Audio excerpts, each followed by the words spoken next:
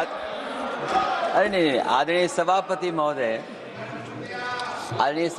महोदय, मैं आपका बहुत धन्यवाद देना चाहता हूं कि बहुत ही महत्वपूर्ण और देश के लिए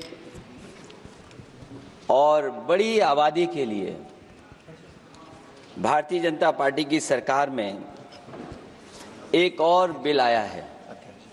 क्योंकि मेरे से पूर्व में जो हमारे साथी बोले हैं वो माननीय सदस्य हमारे साथ नहीं, लेकिन मैं उनके बहुत सारी बातों से सहमत हूं। और अध्यक्ष महोदय, मैं देख रहा हूं जो एक्स कांग्रेस वाले हैं वो ज्यादा बोल रहे हैं।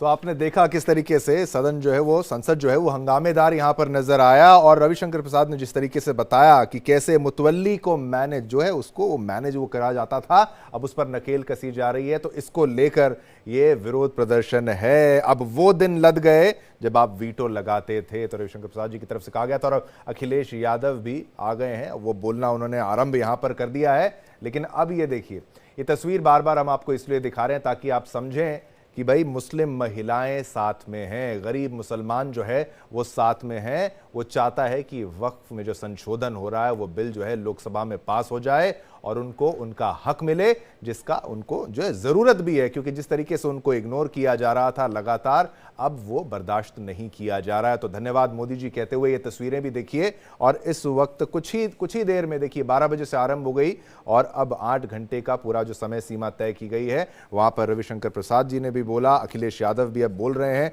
गौरव गोगोई ने भी अपनी बात वहां पर रखी थी और किरण रिजिजू ने उसको पेश किया था। तो अब विपक्ष में हंगामा इस बात को लेकर हल्का हल्का हो रहा है कि भाई कैसे इसको आगे बढ़ाया जाएगा। और लगातार ये तस्वीरों के माध्यम से भी आप समझिए, बड़ी बातें भी मैं आपको बता दें। ये देखिए, बड़ी बातें क्या, मुसलमानों के आदर्श वोटों के सौदागर होंगे।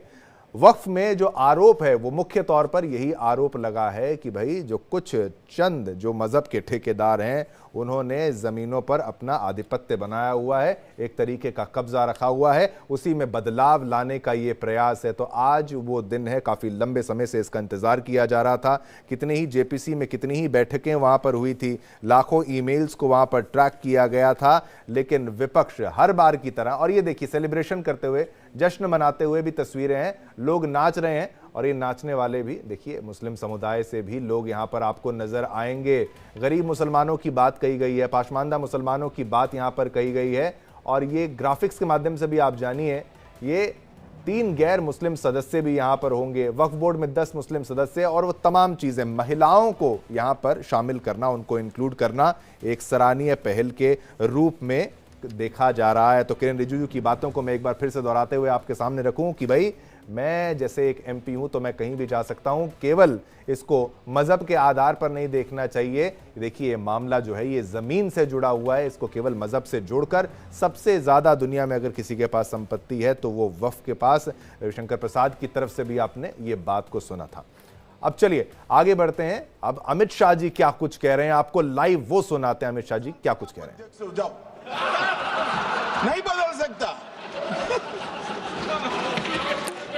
अध्यक्ष महोदय, क्योंकि जो बात निकल के आई है वो मैं फिर आगे बढ़ा दूं। अध्यक्ष महोदय, जो बात सोशल मीडिया या और जगह गुपचुप हो रही है कहीं, तो देखिए थोड़ा सा माहौल वहां पर इतना, जैसे तेज बहस होने की वहां पर संभावनाएं थी, उतना वहां पर विरोध नहीं देख पाएंगे। लेकिन ये प्लाकार्ड्स लेते हुए रिजेक्ट वक्फ बिल, ये तस्वीरें आप देखिए।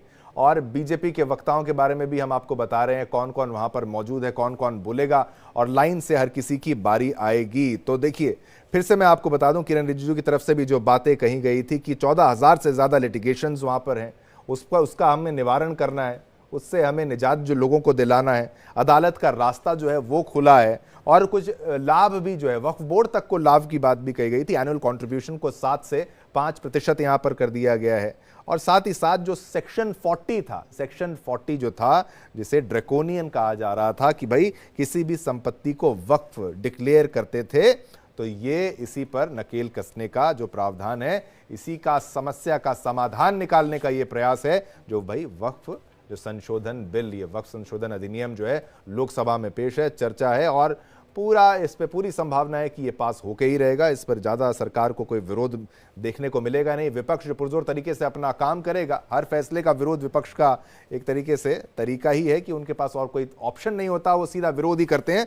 लेकिन जो बातें कही गई हैं सदन में बहस है, पॉइंट्स जो है महत्वपूर्ण पॉइंट्स रखने में, जैसे कि किरण रिजिजू ने कहा कि भाई एक हरियाणा में जठारा विलेज था, एक गांव था, उस गांव को पूरा वक्फ का उन्होंने दावा ठोक दिया था। गुरुग्राम में गुरुद्वारे की जमीन तक की जो है उसको भी बोल दिया था। तो यहां तक कह दे कि कोई किस दिन पार्लियामेंट को भी वक्फ की संपत्ति ना बोल दिया जाए, पूरे भारत को, पूरे हिंदुस्तान को वक्फ की संपत्ति ना घोषित कर दिया जाए, इसको लेकर ये विरोध है। ये बदलाव लाना अति आवश्यक है। तो सभी की नजर आज के लोकसभा की बहस पर है, चर्चा पर है। जो विपक्ष को भी अपनी बात को रखने का बराबर का मौका दिया जा रहा है। 8 घंटे का समय इस चर्चा में रखा गया है। हालांकि विपक्ष जो था वो 12 घंटे की मांग यहां पर कर रहा था। ये लाइव तस्वीरें भी हम आपको दिखा रहे हैं और बीच बीच में आप कौन साथ है कौन विरोध में है वो भी आप आंकड़ा देख लीजिए। 272 का आंकड़ा तो चाहिए। और ये वक्फ बिल के साथ साथ कौन है? जेडीएस, जनसेना, आरएलडी, अन्य यहां पर साथ में है।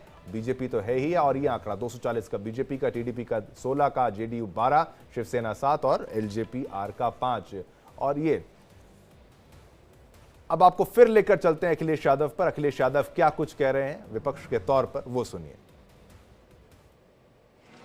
और तैयारी के साथ कलाकार बंबई से बुलाए गए थे। हो सकता है वो सहमति दिल्ली से ना रही हो, केवल लखनऊ की सहमति से हो रहा हो कार्यक्रम। और जब कार्यक्रम की पूरी तैयारी हो गई, भगवान श्री राम बनकर के कोई आ गया, लक्ष्मण बनकर के कोई आ गया, मां सीता भी बनकर के कोई आ गया, हनुमान जी, और भगवान हनुमान भी बनकर के कोई आ गया।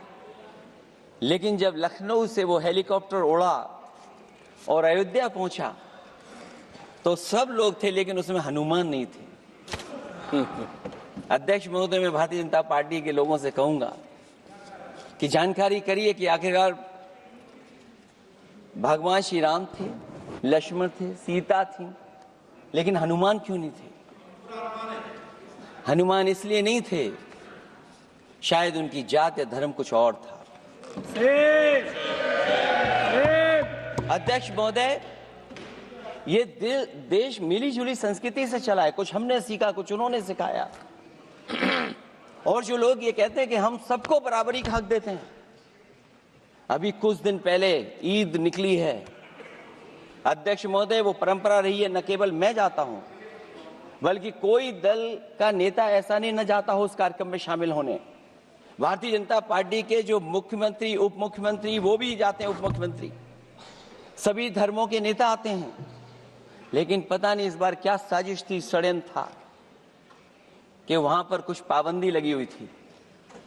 अगर किसी कारण पाबंदी लगी हुई थी तो बात समझ में आती है, लेकिन जब जानकारी हुई है, किसी को नहीं पता था कि पाबंदी क्यों लगी है कि आप नहीं जा सकते वहां पर कार्यक्रम में शामिल होने। क्या यही भारत है, यही संविधान हमें रास्ता दिखाता है? अध्यक्ष महोदय, मंत्री जी बताएं हमें, वो खुद भी माइनॉरिटी हैं, भगवान बुद्ध के रास्ते पे चलते हैं। भगवान बुद्ध का रास्ता दूसरा है। हम आपको अपना मानते हैं तब भी जब आप हमारे बहुत सारे ग्रंथों को नहीं मानते हैं, तब भी हम आपको अपना मानते हैं। आप हमारे पुराणों को नहीं मानते हैं, आप हमारे उपनिषदों को नहीं मानते हैं। लेकिन सोचिए, हम हिंदू वो लोग हैं जो आपको स्वीकार करते हैं और गले लगा करके चलते हैं। अब मैं दूसरे धर्म पे नहीं जाऊंगा, कोई नाराज हो सकता है। मैं दूसरे धर्म के बारे में नहीं जा सकता, मैं केवल यही बताता हूं। और मैं उत्तर प्रदेश में, अध्यक्ष जी, जहां से आता हूं, मैं अपमान नहीं कर रहा हूं, मैं सच बोल रहा हूं। और ये बिहार के चुनाव में जो आप कह रहे हैं कि महिलाओं को 2 मेंबर बना दिया, इस बार मैं भी देखूंगा आगे भारतीय जनता पार्टी कितनी महिला लोगों को टिकट देंगे वहां पर।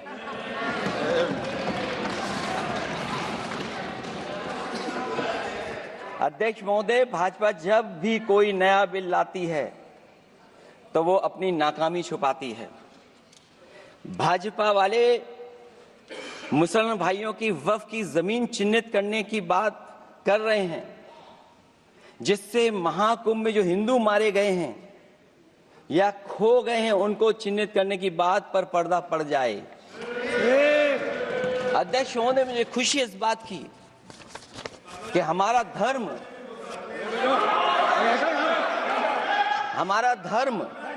अध्यक्ष महोदय नहीं कुछ कहना चाहते हैं नहीं प्लीज, उनको अलाउ नहीं किया। अध्यक्ष महोदय,